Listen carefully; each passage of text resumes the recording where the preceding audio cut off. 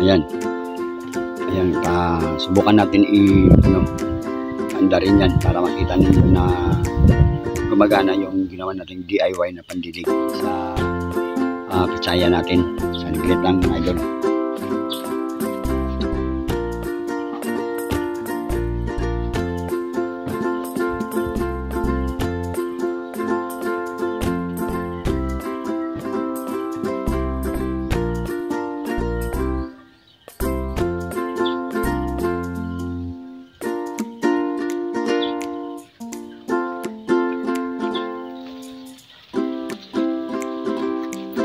Ayan, nakikita nyo mga idol.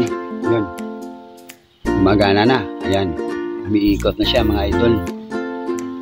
Ganyan talaga pag mahila yung pressure ng ng tubig. Baka mabasa yung camera natin. Ayan. Umiikot yan. Tingnan mo. Ayan. So, yan ang ginagawa natin na pandilig sa pitsay natin. So,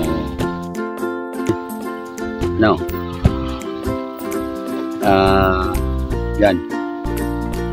Yan tingnan nyo mga idol. DIY lang yan. Mga napulot natin ng mga PVC doon sa karsada na madaanan natin minsan. Kaya mga idol, nature lover tayo mga idol Kaya natin sunugin yung mga plastic. Kaya pag nakita ko na PVC doon sa nadaanan ko o doon sa basurahan, kinukuha ko yan mga idol. At saka iniisip kung paano gagawin sa mga ganyang bagay.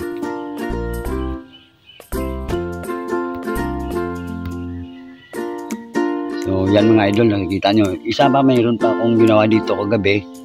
Doon naman sa kabila, doon sa mga kalabasa natin. Lagyan ko din yan ng ganyan para hindi na ako mahirapan mag-dilig mga idol.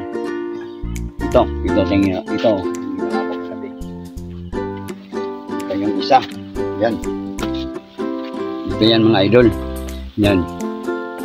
Ito. Kung nakikita nyo mga idol. Ito na naman yung isa. So, patayin muna natin to kasi mababasa yung camera natin. Yan. Tuloy muna natin mga idol.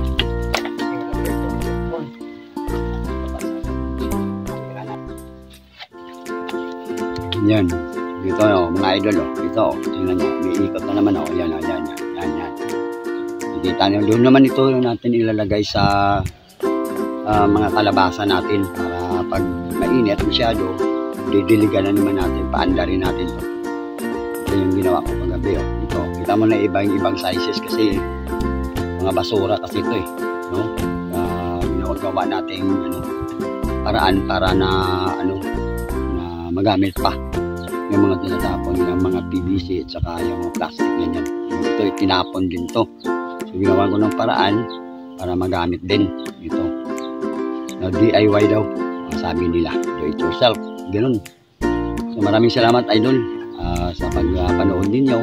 Sana makapulot din ng aral dito sa mga ginagawa ko. Maraming salamat po.